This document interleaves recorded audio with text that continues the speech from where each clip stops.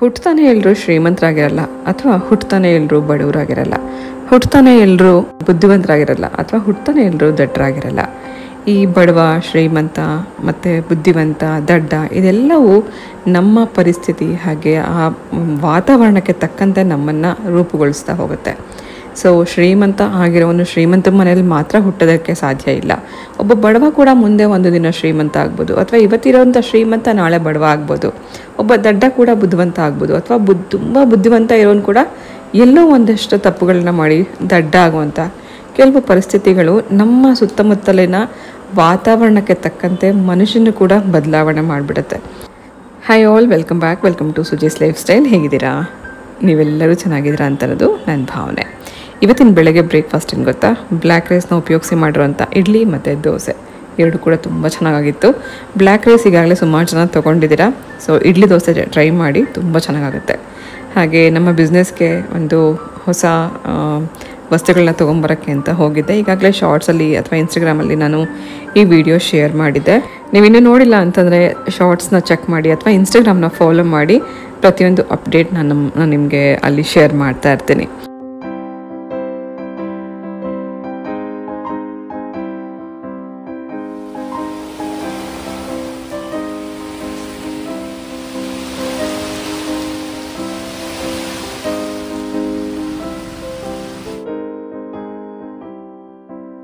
Simple ಆಗಿ ಮಾಡೋ recipe, ಆದರೆ ರುಚಿ ಮಾತ್ರ ಅದ್ಭುತ.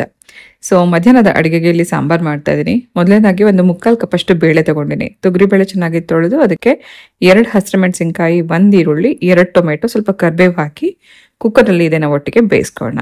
ನೀರು ಸ್ವಲ್ಪ ಬಿಸಿಗೆ ಇಟ್ಕೊಂಡಿದೆ ಮುಂಚೆನೇ. ಸ್ವಲ್ಪ ಅರಿಶಿನ, 1 ಸ್ಪೂನ್ ಎಣ್ಣೆ ಹಾಕಿ ಚೆನ್ನಾಗಿ ಮಿಕ್ಸ್ ಮಾಡಿ ಮುಚ್ಚಿಟ್ಟು 2 ವಿಸಿಲ್ ಕೂಗಿಸ್ಕೋಬೇಕು. ಇದು ಅನ್ನಕ್ಕೆ ಬೆಸ್ಟ್ ಕಾಂಬಿನೇಷನ್. ಬಿಸಿ ಬಿಸಿ ಅನ್ನಕ್ಕೆ ತುಪ್ಪ ಹಾಕೊಂಡು ತಿನ್ನೋಕ್ಕೆ ತುಂಬ ಚೆನ್ನಾಗಿರುತ್ತೆ. ಸ್ವಲ್ಪ ಗಟ್ಟಿಯಾಗಿ ಮಾಡ್ಕೊಂಡ್ರೆ ನೀವು ಇದನ್ನ ಚಪಾತಿಗೂ ಕೂಡ ಸರ್ವ್ ಮಾಡ್ಬೋದು. ಇನ್ನೊಂದು ಸೈಡಲ್ಲಿ ಅನ್ನ ಬಸಿಯೋದಕ್ಕೋಸ್ಕರ ನೀರು ಬಿಸಿಗಿಟ್ಟಿದ್ದೆ.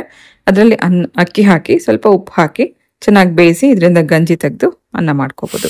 ಸೊ ಈ 2 ಪಾತ್ರೆಗಳ ಲಿಂಕ್ ನಾನು ಡಿಸ್ಕ್ರಿಪ್ಷನ್ ಬಾಕ್ಸಲ್ಲಿ ಹಾಕಿರ್ತೀನಿ. ಡೈಲಿ ಬೇಸಿಸಲ್ಲಿ ಉಪಯೋಗಿಸುವಂಥ ಪಾತ್ರೆಗಳು ಅಂತಂದರೆ ನನಗೆ ಇದೆಲ್ಲ ತುಂಬ ಇಷ್ಟ. ಕ್ವಿಕ್ಕಾಗಿ ಮಾಡ್ಕೋಬೋದು. ಸೊ ಚಿಕ್ಕದೊಂದು ಕುಕ್ಕರ್ ಇದ್ದರೆ ಈ ಥರ ಇಮಿಡಿಯೇಟಾಗಿ ಒಂದು ಸ್ವಲ್ಪ ಅನ್ನ ಮಾಡ್ಕೊಳಕ್ಕಾಗಲಿ ಅಥವಾ ಈ ಥರ ಬೇಳೆ ಬೇಯಿಸ್ಕೊಳ್ಳೋಕ್ಕೆ ತುಂಬ ಚೆನ್ನಾಗಿರುತ್ತೆ. ಈ ಸಣ್ಣ ಕುಕ್ಕರ್ದು ಲಿಂಕ್ ಸುಮಾರು ಜನ ಕೇಳ್ತಾನೆ ಇರ್ತಾರೆ. ಡಿಸ್ಕ್ರಿಪ್ಷನ್ ಬಾಕ್ಸ್ನ ಚೆಕ್ ಮಾಡ್ತಾ ಇರಿ. 2 ವಿಸಿಲ್ ಕೂಗಿಸ್ಕೊಂಡ ನಂತರ ಚೆನ್ನಾಗಿ ಬೇಳೆನ ಮಸ್ಕೊಂಡಿದ್ದೀನಿ. ಮಸದಷ್ಟು ಗಟ್ಟಿ ಬರುತ್ತೆ ಸಾಂಬಾರು. ಆನಂತರ ಒಂದು 1/2 ಸ್ಪೂನ್ ಅಷ್ಟು ಹುಣಸೆ ಹಣ್ಣಿನ ಪೇಸ್ಟ್ ಹಾಕಿ ಮಿಕ್ಸ್ ಮಾಡ್ಕೊಂಡ ನಂತರ ಸಾಂಬಾರಿಗೆ ಒಗ್ಗರಣೆ ಮಾಡ್ಕೋತಾ ಇದ್ದೀನಿ. ಒಗ್ಗರಣೆಗೆ ಸ್ವಲ್ಪ ಎಣ್ಣೆನಲ್ಲಿ ಸಾಸಿವೆ, ಜೀರಿಗೆ ಇದೆರಡು ಸಿಡಿದ ನಂತರ ಒಂದು ಸ್ವಲ್ಪ ಇಂಗ್ ಹಾಕೋಣ.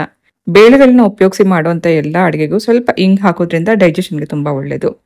ಆನಂತರ ಜಜ್ಜಿರೋ ಅಂಥ ಒಂದು 8ರಿಂದ 10 ಎಸಳಷ್ಟು ಬೆಳ್ಳುಳ್ಳಿ, ಒಂದು ಒಣಮೆಣಸಿನ್ಕಾಯಿ, ಸ್ವಲ್ಪ ಕರಿಬೇವು ಹಾಕಿ ಬೆಳ್ಳುಳ್ಳಿ ಚೆನ್ನಾಗಿ ಕೆಂಪಗಾಗೋವರೆಗೂ ಬಾಡಿಸ್ಕೊಂಡ ನಂತರ ಏನು ಬೇಯಿಸಿ ಮ್ಯಾಶ್ ಮಾಡಿ ಇಟ್ಕೊಂಡಿರೋಂಥ ಬೇಳೆನೂ ಹಾಕೋಣ. ಇದು ಜಾಸ್ತಿ ಸ್ಪೈಸಿ ಇರಲ್ಲ, ಟೇಸ್ಟ್ ತುಂಬ ಚೆನ್ನಾಗಿರುತ್ತೆ. ನಾವು ಇದಕ್ಕೇನು ಹಸಿರು ಮೆಣಸಿನ್ಕಾಯಿ ಹಾಕಿರ್ತೀವಲ್ಲ ಅದಷ್ಟೇ ಸಾಕಾಗುತ್ತೆ.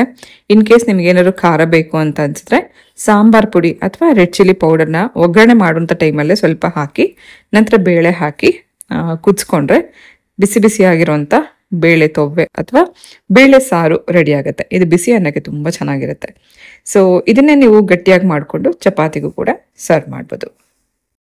ಈ ಥರ ಸಿಂಪಲ್ ಊಟಕ್ಕೆ ನೆಂಚ್ಕೊಳ್ಳೋದಕ್ಕೋಸ್ಕರ ಒಂದು ನಾನ್ ವೆಜ್ ರೆಸಿಪಿ ಮಾಡ್ತಾ ಇದ್ದೀನಿ. ಇದನ್ನು ಚಿಕನ್ ಗುಂಡ್ಕಾಯಿ ಅಂತ ಕರಿತೀವಿ, ಅಥವಾ ಇದನ್ನು ಏನು ಹೇಳ್ತಾರೆ ಗಿಜರ್ಡ್ ಅಂತ ಕೂಡ ಕರೀತಾರೆ, ಅಥವಾ ಚಿಕನ್ ಕಿಡ್ನಿ ಅಂತ ಕರಿಬೋದು. ಇದನ್ನ ಫಸ್ಟ್ ಚೆನ್ನಾಗಿ ಅರಿಶಿನ ಉಪ್ಪು ಹಾಕಿ ತೊಳೆದಿಟ್ಕೊಂಡಿದ್ದೀನಿ. ನಂತರ ಇದನ್ನು ಕುಕ್ಕರಲ್ಲಿ ಒಂದು ಸ್ವಲ್ಪ ಉಪ್ಪು ಹಾಕಿ ಒಂದು 3 ವಿಸಿಲ್ ಕೂಗಿಸ್ಕೋಬೇಕು. ಬೇಯಿಸಿಟ್ಕೊಂಡಿರೋಂಥ ಗುಂಡ್ಕಾಯಿನ ಫಸ್ಟ್ ಇದನ್ನು ಸ್ವಲ್ಪ ಕಟ್ ಮಾಡ್ಕೊಳ್ಳೋಣ. ಕಟ್ ಮಾಡ್ಕೊಂಡ ನಂತರ ನಾವು ಇದನ್ನು ಒಗ್ಗರಣೆಯಲ್ಲಿ ಫ್ರೈ ಮಾಡ್ಕೋಬೋದು. ಗುಂಡ್ಕಾಯಿ ಫ್ರೈ ಮಾಡ್ಕೊಳ್ಳೋದಕ್ಕೆ ಮೊದಲು ಬಾಂಡೆನಲ್ಲಿ ಒಂದು 3 ಟೇಬಲ್ ಸ್ಪೂನ್ ಅಷ್ಟು ಎಣ್ಣೆ ಹಾಕಿ ಬಿಸಿ ಆದ ಕೂಡಲೇ ಸ್ವಲ್ಪ ಜೀರಿಗೆ ಹಾಕಿದ್ದೀನಿ. ಅದು ಸಿಡಿದ ನಂತರ 1 ಗಡ್ಡೆ ಬೆಳ್ಳುಳ್ಳಿ, ಒಂದು ಸ್ವಲ್ಪ ಶುಂಠಿನ ಜಜ್ಜಿಬಿಟ್ಟು ಹಾಕಿದ್ದೀನಿ. ಆನಂತರ ಒಂದು ಹಸಿರು ಮೆಣಸಿನ್ಕಾಯಿ ಹಾಕಿ ಇದೆಲ್ಲ ಹಸಿ ವಾಸನೆ ಹೋಗೋವರೆಗೂ ಹುರ್ಕೊಂಡ್ಮೇಲೆ ಈರುಳ್ಳಿ ಮತ್ತು ಕರಿಬೇವು ಹಾಕಿ ಫ್ರೈ ಮಾಡ್ಕೊಳ್ಳೋಣ. ಈರುಳ್ಳಿ ಲೈಟಾಗಿ ಟ್ರಾನ್ಸ್ಪರೆಂಟ್ ಆದಮೇಲೆ 1 ಟೊಮೆಟೊ, ಒಂದು ಸ್ವಲ್ಪ ಉಪ್ಪು, ಒಂದು ಸ್ವಲ್ಪ ಅರಿಶಿನ ಹಾಕಿ ಫ್ರೈ ಮಾಡ್ಕೋಬೇಕು. ಈಗಾಗಲೇ ನಾವು ಗುಂಡ್ಕಾಯಿಗೂ ಕೂಡ ಉಪ್ಪು ಹಾಕಿರ್ತೀವಿ. ಈ ಒಗ್ಗರಣೆಗೆ ಎಷ್ಟು ಬೇಕೋ ಅಷ್ಟು ಮಾತ್ರ ಉಪ್ಪು ಹಾಕಿ ಫ್ರೈ ಮಾಡ್ಕೊಂಡ ನಂತರ ಬೇಯಿಸಿಟ್ಕೊಂಡಿರೋವಂಥ ಗುಂಡ್ಕಾಯಿ ಹಾಕಿ ಒಗ್ಗರಣೆಯಲ್ಲಿ ಮಿಕ್ಸ್ ಮಾಡ್ಕೋಬೇಕು. ಇದು ಕ್ವಿಕ್ಕಾಗುತ್ತೆ, ಗ್ರೇವಿ ಥರ ಇರಲ್ಲ, ಡ್ರೈ ಆಗಿರುತ್ತೆ. ಗುಂಡ್ಕಾಯಿ ಒಗ್ಗರಣೆನಲ್ಲಿ ಒಂದು 3-4 ನಿಮಿಷ ಹುರ್ಕೊಂಡ್ಮೇಲೆ ಲಾಸ್ಟಲ್ಲಿ ಇದಕ್ಕೆ 1 ಅಥವಾ 1.5 ಸ್ಪೂನಷ್ಟು ಕಾಳುಮೆಣಸನ್ನ ಪೌಡರ್ ಮಾಡಿ ಹಾಕೋಣ. ಇದರಲ್ಲಿ ಕಾಳುಮೆಣಸೇ ಸ್ವಲ್ಪ ಖಾರ ಇರೋದ್ರಿಂದ ಸ್ವಲ್ಪ ಜಾಸ್ತಿನೇ ಹಾಕೋಬೇಕು. ಅಥವಾ ಕಾಳುಮೆಣಸು ಬೇಡ ಅಂತನವರು ಚಿಕನ್ ಮಸಾಲ ಅಥವಾ ರೆಡ್ ಚಿಲ್ಲಿ ಪೌಡರ್ ಹಾಕಿ ಕೂಡ ಇದನ್ನು ಮಾಡ್ಕೋಬೋದು. ಲಾಸ್ಟಲ್ಲಿ ಕಟ್ ಮಾಡಿ ಕೊತ್ತಂಬರಿ ಹಾಕಿ ಮಿಕ್ಸ್ ಮಾಡಿ ಬಿಸಿ ಬಿಸಿಯಾಗಿ ಸರ್ವ್ ಮಾಡ್ಬೋದು. ಇದನ್ನು ಹೀಗೆ ತಿನ್ನೋಕ್ಕೂ ಚೆನ್ನಾಗಿರುತ್ತೆ. ಅಥವಾ ಊಟದ ಜೊತೆಗೆ ರಸಮ್ ಅಥವಾ ತಿಳಿ ಸಾರು ಈ ಥರ ಬೇಳೆ ಸಾರು ಮಾಡಿದಾಗ ನೆಂಚ್ಕೊಳ್ಳೋದಕ್ಕೂ ಕೂಡ ನೀವು ಇದನ್ನು ಟ್ರೈ ಮಾಡ್ಬೋದು.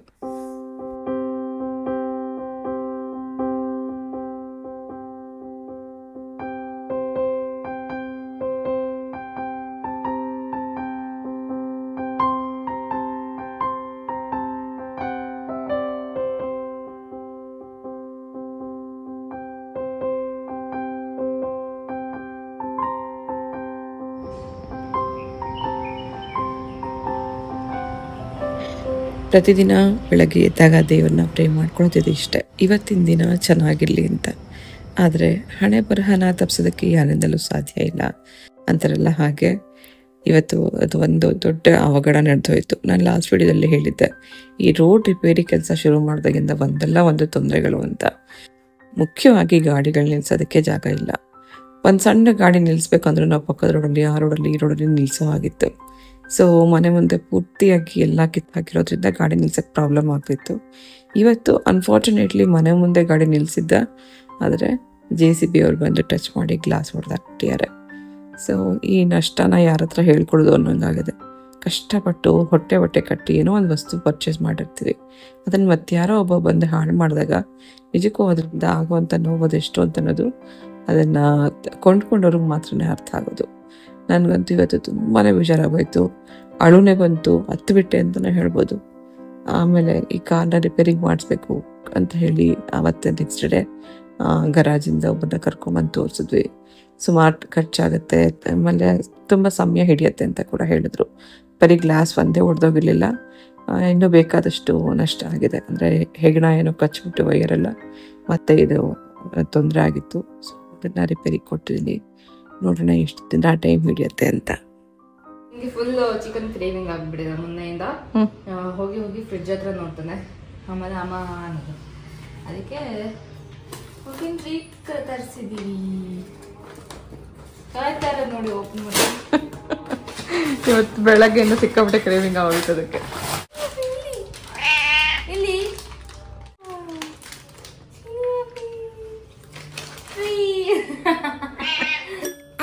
So, no, no, no, no, I don't think so. No, no, no, no, it's never, ever, ever, ever, ever, ever gonna happen. ಅವನಿಗೆ ತುಂಬ ಇಷ್ಟ ಇದು. I don't think so.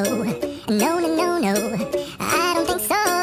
No, no, no, no, it's never, ever, ever, ever, ever, ever gonna happen. I don't think so. No, no, no, no. Maybe someday you'll have it your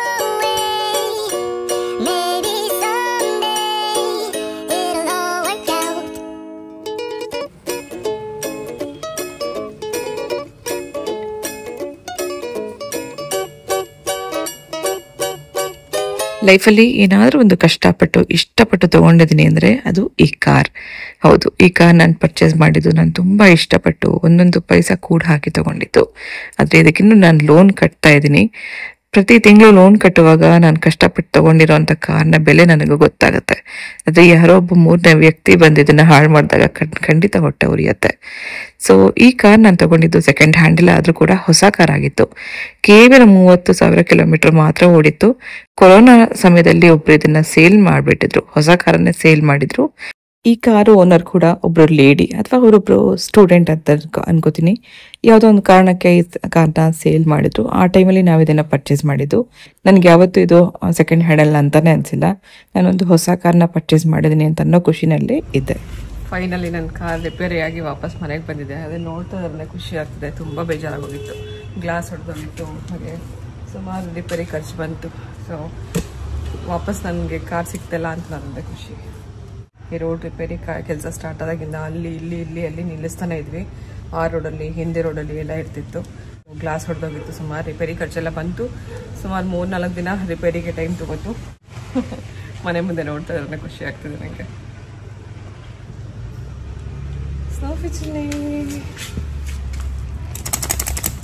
ಸೋಫಿಲ್ walking ಆಯಿತು. Plants ಎಲ್ಲ ನೋಡಿ ಮನೆ ಒಳಗಡೆ ಇಟ್ಕೊಂಡಿದ್ದೀವಿ. ಹೊರಗಡೆಯಲ್ಲಿ ಕೆಲಸ ನಡೀತಾ ಇರೋದ್ರಿಂದ ಜಾಗ ಇಲ್ಲ. ಮುಂದೆ ಇದೆ ಪ್ಲ್ಯಾಂಟ್ಸ್ ಎಲ್ಲ ಒಂದಷ್ಟು ಇಲ್ಲಿದೆ, ಇನ್ನೊಂದಷ್ಟೆಲ್ಲ ಅಲ್ಲಿ ಪಕ್ಕದಲ್ಲಿ ಇಟ್ಟಿದ್ದೀನಿ. ಹೀಗೆ ಇವತ್ತು ಪ್ರೊಡಕ್ಷನ್ ವರ್ಕ್ ಕೂಡ ಇದೆ. ಸುಮಾರು ನೆನೆ ಹೋಗಿ ಗ್ರೋಸರಿ ಎಲ್ಲ ಶಾಪಿಂಗ್ ಮಾಡ್ಕೊಂಬಂದಾಯಿತು. ಸುಮಾರು 3 ಬ್ಯಾಗ್ ಇದೆ, 3 ಚೀಲಗಳಿದೆ. ಇವತ್ತು ಪ್ರೊಡಕ್ಷನ್ ವರ್ಕ್ ಆಗಬೇಕು, ಜೊತೆಗೆ ಪ್ಯಾಕಿಂಗ್ ಆಗಬೇಕು. ಇನ್ನು ಸುಮಾರು ಕೆಲಸಗಳಿದೆ. ಸ್ವಲ್ಪನೇ ನಾನು ಮಾಡ್ತೀನಿ, ಯಾವುದು ಕೂಡ ಸ್ಟಾಕ್ ಇಡಲ್ಲ. 2 ದಿನ 3 ದಿನಕ್ಕೆ ಒಂದೊಂದು ಬ್ಯಾಚ್ ರೆಡಿ ಆಗ್ತಿರುತ್ತೆ. ಸೊ ಫ್ರೆಶ್ ಆಗಿ ಕೊಡಬೇಕು ಜನಕ್ಕೆ ಅಂತನೋ ಉದ್ದೇಶ. ಇಲ್ಲಿ ಮಿಲೆಟ್ ಮಿಕ್ಸ್ ಮತ್ತು ನೆನ್ನೆ ಮೆಂತ್ಯ ಮುದ್ದೆ ಹಿಟ್ಟು ಮಾಡಿಸೋದು ಪ್ಯಾಕಿಂಗ್ ಮಾಡಬೇಕು. ಆನಂತರ ಇನ್ನೊಂದು 2-3 ರ್ಯಾಕ್ ತರಬೇಕು. ಹೊಸ ಪ್ರಾಡಕ್ಟ್ಸ್ನ ನಾನು ಇಂಟ್ರೊಡ್ಯೂಸ್ ಮಾಡ್ತಾಯಿದ್ದೀನಿ. ರ್ಯಾಕ್ಸ್ ತಂದು ಅದರಲ್ಲೆಲ್ಲ ಜೋಡಿಸಿಡಬೇಕು. ಸೊ ಚಿಕ್ಕದಾಗಿ ನನ್ನ ಬಿಸ್ನೆಸ್ನ ಈ ಥರ ಇದು ಗ್ರೌಂಡ್ ಫ್ಲೋರಲ್ಲಿ ನಾನು ಮನೆಯಲ್ಲೇ ನಡೆಸ್ತಾ ಇದ್ದೀನಿ.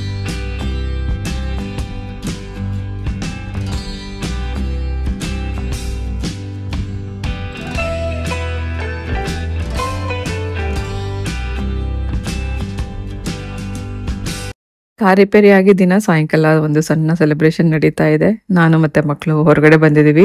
ಪ್ರಿಯಾ ಒಂದು ಜಾಗನ ಫೈಂಡ್ ಮಾಡಿ ಕರ್ಕೊಂಡು ಹೋಗ್ತಿದ್ದಾಳೆ. ಅಲ್ಲಿ ಒಂದು ಸ್ಪೆಷಲ್ ಪಿಜ್ಜಾ ಸಿಗುತ್ತೆ, ಬನ್ನಿ ಹೋಗೋಣ ಅಂತ ಹೇಳಿ. ನಾನು ಹರ್ಷಿತಿಬ್ರೆ ಇದ್ದಾಗ ಈ ಥರದ್ದೆಲ್ಲ ಹುಡ್ಕೊಂಡು ಹೋಗಿದ್ದೇ ಇಲ್ಲ. ಪ್ರಿಯಾ ಬಂದಮೇಲೆ ಇದನ್ನೆಲ್ಲ ನಮಗೆ ಎಕ್ಸ್ಪೀರಿಯನ್ಸ್ ಮಾಡಿಸ್ತಿದ್ದಾಳೆ. ಅವಳು ಬಂದಮೇಲೆ ಏನೋ ಒಂದು ರೀತಿ ಮನೆಯಲ್ಲಿ ಒಂದು ಆಕ್ಟಿವ್ ಆಗಿ ಕೆಲಸ ಮಾಡಲಿಕ್ಕೆ ಒಂದು ಪ್ರೇರೇಪಣೆ ಸಿಕ್ತಂಗಾಗಿದೆ. ಹಾಗೆ ಇದೊಂದು ಸಣ್ಣ ಸೆಲೆಬ್ರೇಷನ್. ಹಾಗೆ ಅದನ್ನೆಲ್ಲ ಪಕ್ಕಕ್ಕಿಟ್ಟು ಒಂದು ಮಾತು ನಿಮ್ಮ ಜೊತೆಗೆ ಶೇರ್ ಮಾಡಬೇಕು ಅಂತ ಅಂದ್ಕೊಂಡಿದ್ದೀನಿ. ಯಾರೇ ಹೆಣ್ಮಕ್ಳಿಗೆ ಒಂದು ಉತ್ತೇಜನ ಸಿಗಬೇಕು ಅಥವಾ ಯಾವುದೇ ಒಂದು ಕೆಲಸ ಮಾಡಲಿಕ್ಕೆ ಬೇರೆ ಒಂದು ಹೆಣ್ಮಕ್ಳೇ ಕಾರಣ ಆಗಿರ್ತಾರೆ, ಅಥವಾ ಕಾಲೆಳ್ದು ಬೀಳ್ಸೋದಕ್ಕೂ ಹೆಣ್ಮಕ್ಳೇ ಕಾರಣ ಆಗಿರ್ತಾರೆ ಅಂತ ಹೇಳ್ಬೋದು. ನನ್ನ ಚಾನಲ್ನ ಸ್ಟಾರ್ಟ್ ಮಾಡಿದಾಗಿಂದನೂ ನಾನು ಸುಮಾರು ಸತಿ ಹೇಳಿದ್ದೀನಿ, ಬೇರೆ ಹೆಣ್ಮಕ್ಳಿಗೆ ಪ್ರೇರೇಪಣೆ ಆಗಿರಬೇಕು ಅಂತ ಉದ್ದೇಶ ಇಟ್ಕೊಂಡೆ ಈ ಚಾನಲ್ ಸ್ಟಾರ್ಟ್ ಮಾಡಿದೆ ಅಂತ. ನನ್ನ ಲೈಫಲ್ಲಿ ಏನೇ ಬಂದರೂ, ಎಷ್ಟೋ ಅಪ್ಸ್ ಆ್ಯಂಡ್ ಡೌನ್ಸ್ ಬಂದರೂ ಕೂಡ ಅದನ್ನೆಲ್ಲ ಸಣ್ಣದಾಗಿ ನಿಮ್ಮ ಜೊತೆಗೆ ಹಂಚ್ಕೊಂಡೆ. ಕಂಪ್ಲೀಟಾಗಿ ನಮ್ಮ ಲೈಫ್ ಸ್ಟೋರಿನ ನಿಮ್ಮ ಮುಂದೆ ಇಡ್ಲಿಕ್ಕಾಗಿಲ್ಲ ಅಂತಂದ್ರೂ ಕೂಡ ಎಲ್ಲೋ ಒಂದು ಕಡೆಯಿಂದ ಹೆಣ್ಮಕ್ಳಿಗೆ ಪ್ರೇರೇಪಣೆ ಆಗೋ ರೀತಿಯಲ್ಲಿ ನಿಮ್ಮ ಜೊತೆಗೆ ನಮ್ಮ ಲೈಫ್ ಸ್ಟೋರಿನ ಹಂಚ್ಕೋತಾ ಬಂದಿದ್ದೀನಿ. ಅದೆಲ್ಲರಿಗೂ ಇಷ್ಟ ಆಗಿದೆ. ಎಷ್ಟೋ ಜನ ನನಗೆ ಇದುವರೆಗೂ ಸಪೋರ್ಟ್ ಮಾಡ್ಕೋತಾ ಬಂದಿದ್ದೀರಾ. ನನ್ನ ಈ 6 ವರ್ಷದ ಯೂಟ್ಯೂಬ್ ಜರ್ನಿನಲ್ಲಿ ತುಂಬ ಜನ ನನಗೆ ನೀವೆಲ್ಲರೂ ತುಂಬ ಪ್ರೀತಿ ಕೊಟ್ಟಿದ್ದೀರಾ. ಸೊ ನಂತರ ಅಳ್ಮುಂಜಿ ಯಾವಾಗಲೂ ಅಳ್ತಾನೆ ಇರ್ತೀನಿ. ಅದು ಖುಷಿಗೂ ಅಳ್ತೀನಿ, ದುಃಖಕ್ಕೂ ಅಳ್ತೀನಿ. ಅಥವಾ ನೀವು ಕಮೆಂಟ್ ಹಾಕ್ತಿರಲ್ಲ, ನಿಮ್ಮನ್ನು ನೋಡಿದ್ರೆ ಖುಷಿ ಆಗುತ್ತೆ ಅಮ್ಮ ಅಂತ ಹೇಳಿ 2 ಹಾರ್ಟ್ ಹಾಕಿರ್ತಿರಲ್ಲ, ಅದನ್ನ ನೋಡಿದ ಕೂಡಲೇ ಖುಷಿಗೆ ಕಣ್ಣಲ್ಲಿ ನೀರು ಬರುತ್ತೆ. ಅಥವಾ ನಿಮ್ಮನ್ನ ನೋಡಿದ್ರೆ ನನಗೆ ನನ್ನ ರೋಲ್ ಮಾಡೆಲ್ ಅನ್ಸುತ್ತೆ, ಅಥವಾ ನಿಮ್ಮ ಥರ ನಾನು ಆಗಬೇಕು, ಅಥವಾ ನಿಮ್ಮ ಮಕ್ಳ ಥರ ನಾನು ನಮ್ಮ ಮಕ್ಕಳನ್ನ ಬೆಳೆಸ್ಬೇಕು ಅಂತೆಲ್ಲ ಹೇಳಿದಾಗ ನಂಗೆ ತುಂಬ ಖುಷಿ ಆಗುತ್ತೆ. ಆ ಖುಷಿಗೂ ಕೂಡ ಕಣ್ಣಲ್ಲಿ ನೀರು ಬರ್ತಿರುತ್ತೆ. ನನ್ನ ಚಾನೆಲ್ನ ಸ್ಟಾರ್ಟ್ ಮಾಡಿದ ಉದ್ದೇಶ ಇಲ್ಲಿಗೆ ಕಂಪ್ಲೀಟ್ ಆಯಿತು ಅಂತ ಅನ್ಸುತ್ತೆ. ವ್ಯೂಸ್ಗೋಸ್ಕರ ಮಾಡುವಂಥ ಚಾನಲ್ಸ್ ಬೇಕಾದಷ್ಟಿದೆ, ಆದರೆ ನನ್ನ ಉದ್ದೇಶ ಬೇರೆ ಹೆಣ್ಮಕ್ಳಿಗೆ ಪ್ರೇರೇಪಣೆ ಮಾಡಬೇಕು ಅಂತ ಅನ್ನೋದು. ಅದಿಲ್ಲಿಗೆ ಕಂಪ್ಲೀಟ್ ಆಯಿತು. ಪ್ರತಿಯೊಂದು ಕತೆಗೂ ಒಂದು ಎಂಡಿಂಗ್ ಪಾಯಿಂಟ್ ಅಂತ ಇರುತ್ತಲ್ಲ, ಅದೇ ರೀತಿ ಈಗ ನನ್ನ ಯೂಟ್ಯೂಬ್ ಜರ್ನಿಯ ಎಂಡಿಂಗ್ ಪಾಯಿಂಟಿಗೆ ಬಂದು ನಿಂತಿದ್ದೀನಿ. ಈ ಜರ್ನಿನ ಇಲ್ಲಿಗೆ ಎಂಡ್ ಮಾಡೋಣ ಅಂತ ಅನ್ನೋ ಒಂದು ಡಿಸಿಷನ್ಗೆ ಬಂದಿದ್ದೀನಿ. ನನ್ನ ಚಾನಲ್ನ ಸ್ಟಾರ್ಟ್ ಮಾಡಿದಾಗ ನಾನು ಒಬ್ಬಳೇ ಆಗಿದ್ದೆ, ಆದರೆ ಎಂಡ್ ಮಾಡುವಾಗ ನೀವೆಲ್ಲರೂ ನನ್ನ ಜೊತೆಲಿದ್ದೀರಾ. ಸೊ ಈ ಡಿಸಿಷನ್ ತಗೊಳ್ಳೋಂಥ ಸಮಯದಲ್ಲಿ ನಿಮ್ಮ ಕಡೆಯಿಂದನೂ ನಾನು ಉತ್ತರ ಎಕ್ಸ್ಪೆಕ್ಟ್ ಮಾಡ್ತೀನಿ. ಈ ಚಾನಲ್ನ ಮುಂದುವರಿಸಬೇಕು ಅಂತನೋ ಹಾಗಿದ್ರೆ ಕಮೆಂಟ್ ಸೆಕ್ಷನಲ್ಲಿ ಗ್ರೀನ್ ಹಾರ್ಟ್ ಹಾಕಿ, ಅಥವಾ ಸಾಕು ಈ ಜರ್ನಿ ನೀವು ಇಲ್ಲಿ ನಿಲ್ಲಿಸಿ ಅನ್ನೋ ಹಾಗಿದ್ರೆ ಬ್ಲ್ಯಾಕ್ ಹಾರ್ಟ್ ಹಾಕಿ. ನಿಮ್ಮ ಕಡೆಯಿಂದ ಯಾವ ರೀತಿ ಉತ್ತರ ಬರುತ್ತೆ ಅದರ ಮೂಲಕ ನಾನು ಮುಂದಿನ ಜರ್ನಿ ಇದನ್ನು ಕಂಟಿನ್ಯೂ ಮಾಡಬೇಕಾ ಬೇಡವಾ ಅಂತ ಅದನ್ನು ಡಿಸೈಡ್ ಮಾಡ್ತೀನಿ. ಸೊ ಇದೇ ರೀತಿ ಪ್ರೀತಿ ಕೊಡ್ತಾ ಇರುವಂಥ ನಿಮ್ಮೆಲ್ಲರಿಗೂ ಮತ್ತೊಂದು ಮೆಸೇಜ್ ಕೊಡ್ತಾ ನಾನು ಇಲ್ಲಿಂದ ಹೊರಡ್ತಾ ಇದ್ದೀನಿ. ನಿನ್ನೆ ತಾನೇ ಸೆಪ್ಟೆಂಬರ್ 22 ನನ್ನ ಬರ್ಡೇ ಆಯಿತು. 47ನೇ ವರ್ಷಕ್ಕೆ ನನಗಾಗಲೇ ಕಾಲಿಟ್ಟಾಗಿದೆ. 47ನೇ ವರ್ಷದ ಬರ್ಡೇಗೆ ಪ್ರಿಯ ನನಗೋಸ್ಕರ ಒಂದು ಬ್ಯೂಟಿಫುಲ್ ಆಗಿರೋ ನನ್ನ ಲೈಫ್ ಸ್ಟೋರಿ ಬುಕ್ನ ಕ್ರಿಯೇಟ್ ಮಾಡಿ ಗಿಫ್ಟಾಗಿ ಕೊಟ್ಟಿಯಾಳೆ. ಆ ಸ್ಟೋರಿ ಬುಕ್ನ ನೀವು ಕೂಡ ಓದ್ಬೋದು. ಇನ್ಸ್ಟಾಗ್ರಾಮಲ್ಲಿ ಹಾಗೆ ಕಮ್ಯುನಿಟಿನಲ್ಲಿ ಕೂಡ ನಾನು ಆ ಸ್ಟೋರಿ ಬುಕ್ನ ಪೋಸ್ಟ್ ಮಾಡಿದ್ದೀನಿ. ಒಂದ್ಸತಿ ನೀವು ಓದಿ, ಎಲ್ಲೋ ಒಂದು ರೀತಿ ನಿಮಗೂ ಕೂಡ ಇನ್ಸ್ಪಿರೇಷನ್ ಸಿಗ್ಬೋದು ಅಂತ ಅನ್ನೋ ಕಾರಣಕ್ಕೆ ನಿಮ್ಮ ಜೊತೆಗೂ ಆ ಬುಕ್ಕನ್ನು ಶೇರ್ ಮಾಡ್ಕೊಂಡಿದ್ದೀನಿ. ಸೊ ಡಿಯರ್ಸ್, ಇದು ಇವತ್ತಿನ ವ್ಲಾಗ್ ಆಗಿತ್ತು. ಮೇ ಬಿ ಇವತ್ತಿನ ವ್ಲಾಗ್ ನಿಮ್ಮೆಲ್ಲರಿಗೂ ಇಷ್ಟ ಆಗಿದೆ ಅಂತ ಭಾವಿಸ್ತೀನಿ. ಇಷ್ಟ ಆಗಿದ್ರೆ ಲೈಕ್ ಮಾಡಿ, ಶೇರ್ ಮಾಡಿ, ಹಾಗೆ ಮತ್ತೆ ಸಿಗಬೇಕಾ ಅಂತ ಅನ್ನೋದನ್ನು ನೀವೇ ಡಿಸೈಡ್ ಮಾಡಿ ಹೇಳಿ ಅಂತ ಹೇಳ್ತಾ ನಾನು ಹೊರಡ್ತಾ ಇದ್ದೀನಿ. ಹೋಗ್ಬಲ್ಲ.